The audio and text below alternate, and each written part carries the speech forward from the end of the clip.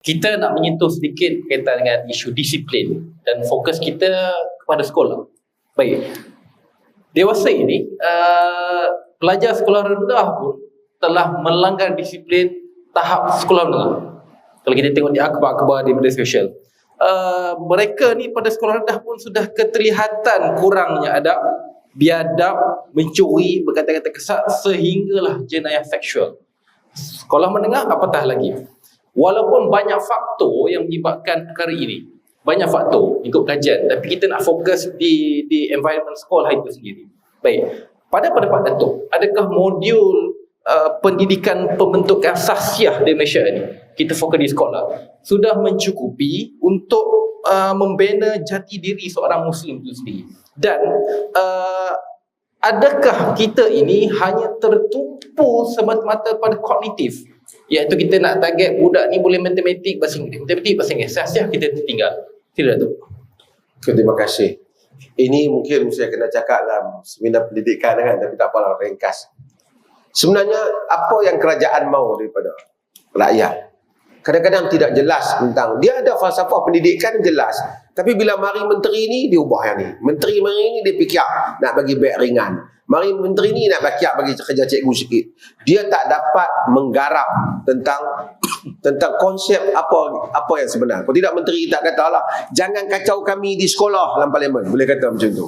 Sebab dia ingat sekolah tu dia punya ke siapa? Sekolah ada falsafah dia. So sebab itulah menteri takut dengan bendera Palestin ke apa.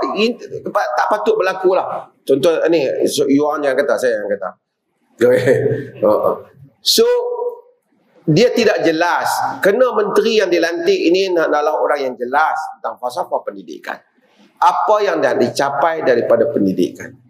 Kita nak exam oriented saja ke? Nak pastikan budak lulus periksa? Kalau nak budak lulus periksa, senang ya, buat je soalan mudah bagi lulus semua. Kan? Ataupun sebenarnya bukan soal berapa ramai. Saya dulu yang belajar dengan saya, yang nombor 1, nombor 2 ni, saya tengok dia orang jadi biasa-biasa aja. Tak apalah jadi pensyarah je apa. Tapi kalau nak kira, kalau belajar nak kaya, yang nombor last tu sekarang peniaga besar-besar. Berapa ramai yang belajar tak setara mana, tapi jadi businessman besar, betul tak? Kan? Bukanlah soal itu, tapi beza antara berduit dengan manusia yang bermaruah dan manusia yang berdisiplin. Kebahagiaan bukan melalui duit semua. Ramai saya duduk di Jabat Mufti dan duduk dalam jawatan ini dan sebagai orang agama dan sebagai ramai orang juga jumpa. Saya tengok ramai orang yang mengadu masalah hidup, kebanyakannya bukan orang miskin, kebanyakannya orang kaya. Yang nak bunuh diri ke, sehingga tu tak kira negeri yang nak terjun jabatan ke. Terpaksa semayang atas jabatan. Tapi maksudnya adalah orang yang ada duit tapi dia tidak ada kebahagiaan. Sebab itu pendidik ilmu adalah nur. Nabi minta supaya Allah maja'al fi qalbi nuran. Ya Allah, jadikan dalam jantung hatiku cahaya. Doa supaya Allah lapangkan dada. Pentingnya doa tadi, lapangkan dada. Supaya kita dapat melihat apa yang tak dapat dilihat oleh orang yang tidak diberikan petunjuk oleh Allah. Kadang-kadang Allah menempatkan kita pada suatu tempat yang kita nampak kurang pada kawan kita, tapi itu lebih baik untuk kita. Dan itu adalah lebih membahagiakan kita.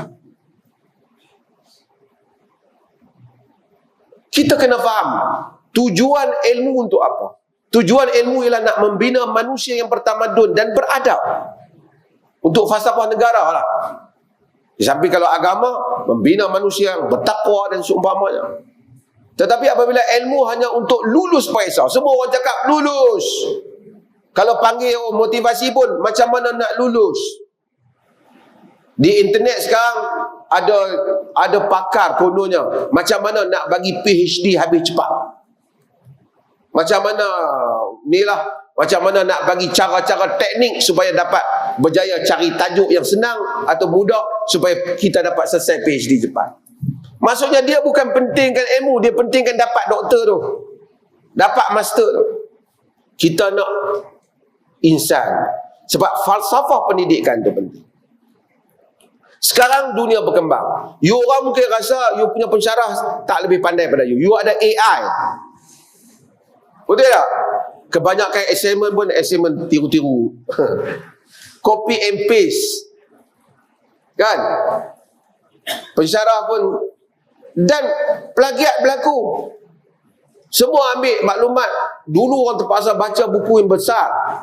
Bila kita baca buku besar, hatta hari ni, saya masih konservatif. Saya mesti, baru ni pun pergi kedai memang beli buku. Saya memang beli buku. Saya baca daripada buku. Saya dapat rasa dunia buku tu. Saya dapat rasa kehadiran penulis tu. Tapi kalau baca potongan-potongan di internet, kalang kabut kita baca lah untuk tahu sebahagian artikel. Kita tak rasa. Kadang-kadang you pun tak tahu siapa dia punya teori, tak tahu. Ambil nota kaki, bubuh alamat, bubuh address yang laman web tu aja. Kan? Ini semua berlaku kerana manusia dah hilang nilai. Pelajar-pelajar sekolah rendah, mereka pun kebanyakan pandai ni. Tak boleh baca pun dah pandai. Betul tak? Dulu budak-budak menangis, bagi susu bagi apa. Sekarang menangis, bagi handphone, susu tak perlu sampai sehari. Dia boleh khalik dalam ni. Dan kemudian dia mempunyai imajinasi yang luar biasa. Dia akan mencuba perkara yang luar biasa. Sebab tu maka pendidikan, kesolehan agama, balik, saya nak cadang pada kementerian ni, kan, balik kepada falsafah pendidikan ataupun manhaj pendidikan Luqmanul Hakim yang ada dalam surah Luqman. Dia mula dengan apa? Kan? Apa yang Luqman mulakan? Selepas dia sebut la ya bunayya la tusyrik billah inna syirka la zulmun azim. Ya bunayya innaha in takum mithqala dzarratin min khaldal fatakun fi saqra aw fi samawati aw fil ardi ya'ti biha Allah.